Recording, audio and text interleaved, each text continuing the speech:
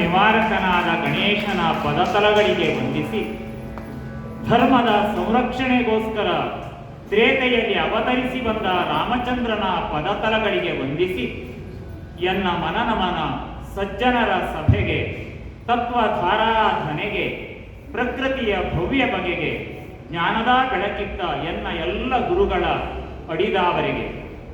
ಸಹೃದಯ ಬಂಧುಗಳೇ, ವಾಲ್ಮೀಕಿ ರಾಮಾಯಣದ ಉತ್ತರಕಾಂಡದಲ್ಲಿ ಬರುವ ರಾಮ ನಿರ್ಯಾಣ ಎನ್ನುವ ಕಥಾಭಾಗವನ್ನು ಭಾಮಿನಿ ಷಟ್ಪದಿಯಲ್ಲಿ ರಚಿಸಿದ್ದು, ಆ ಕಾವ್ಯ ಭಾಗವನ್ನು ಸಜ್ಜನರ ಸಭೆಯ ಮುಂದೆ ಇಡುವುದಕ್ಕೆ ಸಂತೋಷ ಪಡುತ್ತೇನೆ. ರಾಮನನ್ನ ಈ ಬಗೆಯಲ್ಲಿ ಸ್ತುತಿಸಿದವರಿದ್ದಾರೆ.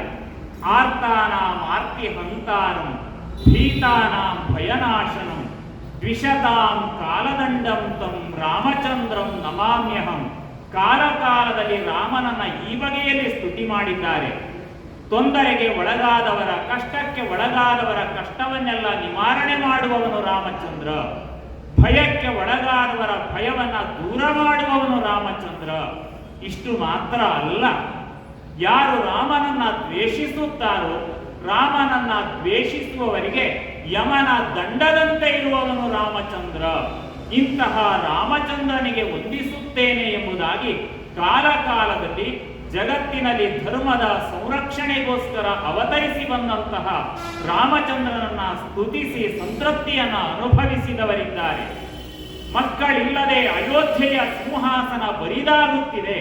ಈ ಚಿಂತೆಯಲ್ಲಿ ಇರುವಾಗಲೇ ದಶರಥ ಮಹಾರಾಜ ಪುತ್ರಕಾಮೇಷ್ಟಿ ಯಾಗವನ್ನ ಮಾಡಿದಾಗ ಯಜ್ಞದಲ್ಲಿ ದೊರೆತಂತಹ ಪಾಯಸವನ್ನ ಕುಡಿದಂತ 3 ಮಡದಿಯಲ್ಲಿ 4 ಪುತ್ರರು ಚಂದ್ರನ ರೀತಿಯಲ್ಲಿ ಉದ್ಭವಿಸಿ ಲೋಕದ ಕೀರ್ತಿಯನ್ನ ಬೆಳಗಲಿದವರಿದ್ದಾರೆ.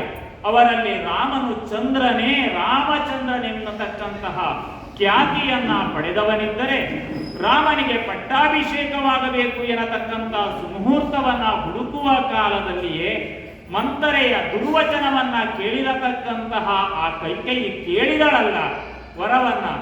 ರಾಮನಿಗಲ್ಲ ಪಟ್ಟ, ಎನ್ನ ಮಗನಾದಂತಹ ಭರತನಿಗೆ ಪಟ್ಟ ಸಿಗಬೇಕು.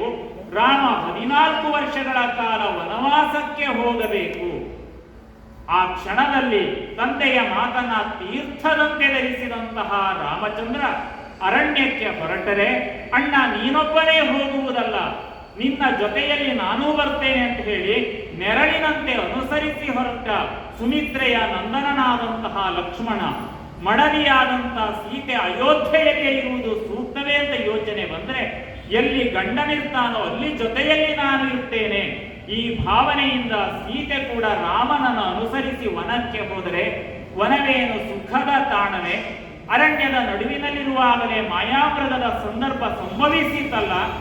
ಮಾಯೆಯ ಮೃಗವಾಗಿ ಬಂದಂತಹ ಆ ಮಾರೀಚನಿಂದಾಗಿ ಸೀತೆಯ ಅಪಹರಣವು ರಾವಣನಿಂದ ಆಗಿ ಹೋಯಿತು. ಅವಳನ್ನ ಹುಡುಕುವ ಹಂಬಲದಿಂದ ನೇರವಾಗಿ ರಾಮಲಕ್ಷ್ಮಣರು ಸೇರಿದ್ದು ಮತಂಗಾಶ್ರಮದ ಪ್ರದೇಶವನ್ನ ದಾಟಿ ಕಿಷ್ಕಿಂಧೆಯನ್ನ ಸುಗ್ರೀವನ ಗೆಳೆತನ ಸಿಕ್ಕಿದೆ, ವಾಲಿಯ ಹನನವಾಗಿದೆ. ಅನಂತರದಲ್ಲಿ ತಿಳಿದಿದೆ ದೂರದಲ್ಲಿರತಕ್ಕಂಥ ಲಂಕೆಯಲ್ಲಿ ಸೀತೆ ಇದ್ದಾಳೆ. ಅದನ್ನ ಸುದ್ದಿಯನ್ನ ತಂದವನು ಭಕ್ತನಾಗಿರತಕ್ಕಂಥ ಹನುಮ. ಹೀಗೆಲ್ಲ ರಾಮನ ಕಥೆ ಮುಂದುವರಿಯುತ್ತಾ ಇರುವಾಗಲೇ ರಾಮನ ಸೇನೆ ಸಂಪೂರ್ಣವಾಗಿ ಸೇತುವೆಯನ್ನ ಕಟ್ಟಿ ಅದು ಲಂಕೆಗೆ ಹೋಗಿ ರಾವಣಾದಿ ಅಸುರರನ್ನ ಸಂಹಾರ ಮಾಡಿದಂತ ಘಟನೆಯು ಹಿಂದಿನ ಎಲ್ಲ 6 ಕಾಂಡಗಳಲ್ಲಿ ಸಂಭವಿಸಿ ಹೋಗುತ್ತದೆ. ಈಗ ರಾವಣಾದಿ ಅಸುರರ ಸಂಹಾರವಾದ ನಂತರ ರಾಮ ಮತ್ತೆ ಅಯೋಧ್ಯೆಗೆ ಬಂದು ಅಯೋಧ್ಯೆಯ ಸಿಂಹಾಸನವನ್ನ ಏರಿ ಕಾಲವನ್ನ ಸಂಭ್ರಮದಿಂದ ಕಳೆಯುತ್ತಿರುವಾಗಲೇ ಸೀತೆಯ ಕುರಿತಂತೆ ಅಪವಾದ ಬಂದ ಕಾರಣದಿಂದ ಸೀತೆಯ ಪರಿತ್ಯಾಗವೂ ಆಗಿದೆ. ಆದರೆ ಧರ್ಮ ಮಾರ್ಗದಲ್ಲಿರತಕ್ಕಂಥ ರಾಜಧರ್ಮವನ್ನ ಪರಿಪಾಲಿಸತಕ್ಕಂಥ ರಾಮಚಂದ್ರನಾದರೂ ಧರ್ಮದಿಂದಲೇ ಸಾಕೇತವನ್ನ ಆಳುತ್ತಾ ಇದ್ದಾನೆ. ಆಗ ಹೀಗಾಗಿದೆ.